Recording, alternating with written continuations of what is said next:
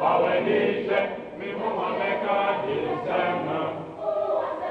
Bawenishe, Tikache, Bokuro, Tikache, Bokuro, Hisema, Tikache, Bokuro.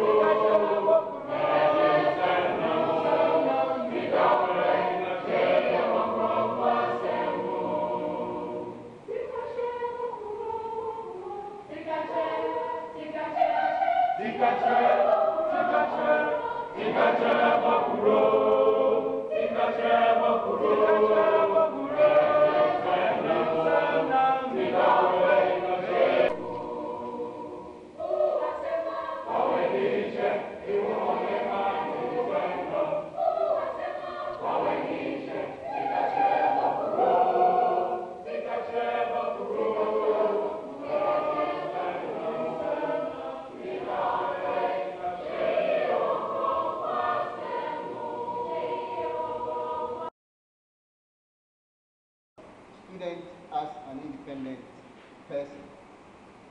2. To provide total education to prepare students for present and future challenges.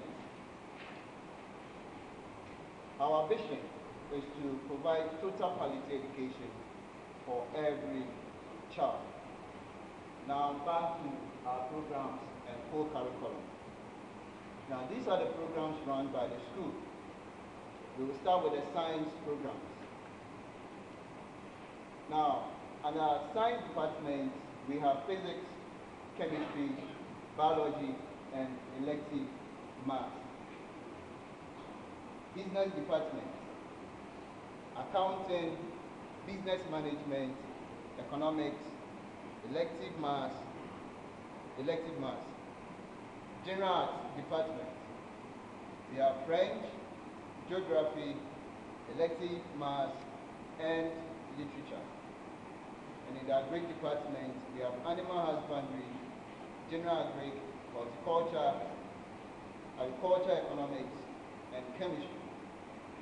Now the core subjects which everyone is supposed to do in Golden Sunbeam include, we have French, which is compulsory, we have physical education, entrepreneurship, core mathematics, English, social studies, information, communication. Enjoy the team who wins the race, whose wings like grace have set their face, for seeking minds to reach their peak. We are beaming as the sun. We are soaring to greater heights, for beyond the skies to reach.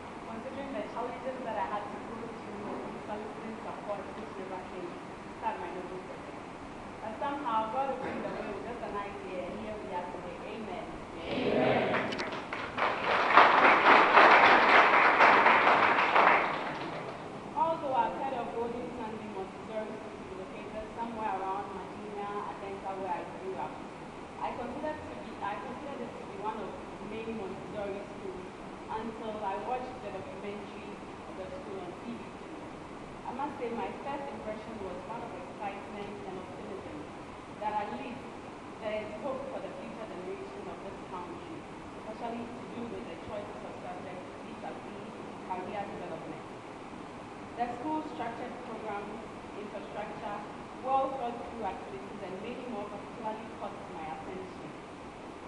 The development of every nation largely depends on the holistic development of its human resources right from childhood. This ought to encompass the development of the child's mind through exploration with their senses, freedom through a structured environment, allowing the making of constructive choices of activities, the development of self-esteem, independence, and self-discipline. You will agree with me that a lot of students go through the educational system in Ghana today without knowing their choices of profession. And in cases that they know, sometimes it's either the choice of their parents, their peers, or in worst cases, their next higher institution of learning. I am an example and a victim of such an unfortunate development. It's always been my interest that I go into a Montessori childhood development education. That has been my personal interest right after school until my mom convinced me to go into nursing because, hey, for nursing with the training, right after the training, your job is assured rather than going to the universities and then you complete and you write applications upon applications before you get a job. So I also adhered to what was said because at the end of the day, my parents are the ones paying my fees. I went into nursing, and when it comes to the academic aspect, I was doing very well. But with the practical, I get to the ward, the patient is growing up, I also start growing up. A patient is in pain and crying, I also start crying. So I realized it wasn't just my field. Through good guidance and mentorship, thankfully, I'll be pursuing my Montessori childhood development education training course in South Africa early next year.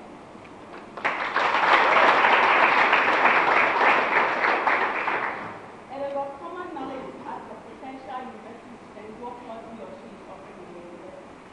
And the answer has not become an acceptable for me. They gave me this, they gave me that, they gave me zoology, or they gave me sociology. They here means the university. And what this means is that the university have therefore decided the person's future career for him or her, whether he or she likes it or not. Unfortunately, our educational system does not allow for the flexibility and maneuvering of subject choices and career development. This is clearly manifested in situations where graduates from our polytechnics will go through a 3 or 4 years professional course in the polytechnic and will further on pursue another 3 or 4 years academic course in the university, all in the name of acquiring that enviable title, university graduate, forgetting that success does not only lie at the exit gate of the university. In the past month, my team and I have been touring some selected senior high schools to sensitize and empower students on the need to make subject choices of their interest and not that of someone else's choice, which will eventually translate into their future career development. You will agree with me that the period between the completion of senior high school through the beginning of tertiary occupational education is one of the most defining in the life and career of an SHS graduate. A period when questions like, so what next, never ceases to vacate the minds of this graduate. There is therefore the need to provide good counsel, guidance, direction, motivation above all, mentorship to such students in ensuring their safe placement into this critical stage of young adulthood. Over the years, I've learned never to give up in my convictions no matter the challenges that may come my way as we persevere until success is achieved. I've learned to take vocabulary such as I can't, it's impossible, no, and the like from my dictionary. Because I don't see the reason why I should say I can't when the Bible tells me that I can do all things through Christ who strengthens me.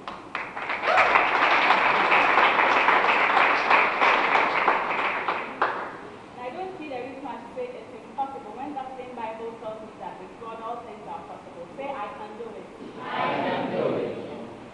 4 years ago, I graduated from the senior high school, and I was in a similar situation as most of you SHS finalists will soon be doing. I was struggling both in my mind and in my soul with that $1 million question. So what next after senior high school? In one breath, it was full of joy and anxiety because, hey, I was out of school and out of all those jobs. Yet, in another breath, it was full of confusion because I was asking myself, what next after senior high school? In the midst of my confusion, I found myself whiling away the time in my auntie's restaurant as a waitress. just to feel the boredom while waiting for my results. I was confused in deciding either to becoming a journalist or a nurse, and many more issues. In the midst of my confusion once again, I was very fortunate my mentor found me some 3 years ago, and my life has never been the same. I was empowered with good guidance, good counsel, direction, motivation, and above all, mentorship, which have seen me through these challenging times and even till now. For the sake of confidentiality, I will not mention my mentor's name, but I'd like to use this platform to appreciate my mentor's assistance once again. Although the mentor that one of the major talking about the youth, I mean our dear nation's future leaders, are issues of subject choices vis-a-vis their career development. Why am I saying this? A lot of students go through the educational system today without knowing their choices of profession. And in cases that they know, it's either the choice of their parents, their peers, or in worst cases, their next higher institution of learning.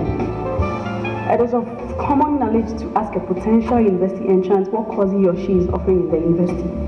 And the answer, which has now become an acceptable norm, is they gave me dondology, they gave me sociology, they gave me this, they gave me that.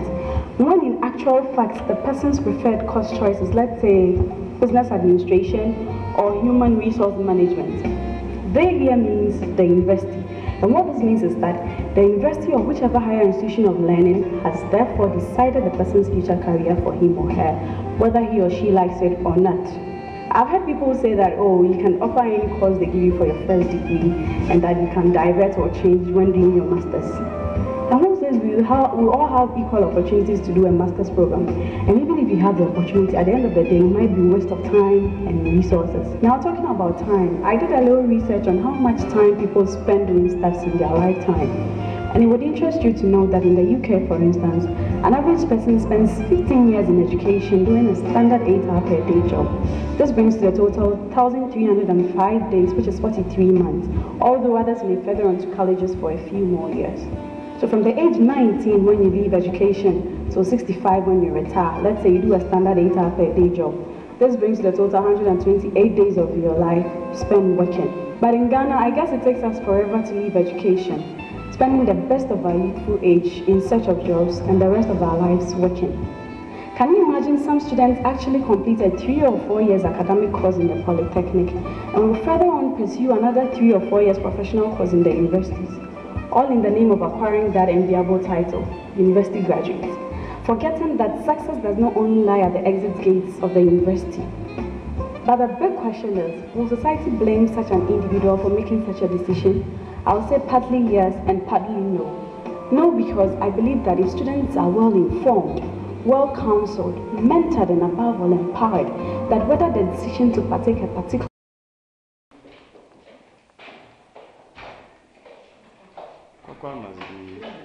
it must be outside somewhere, sure.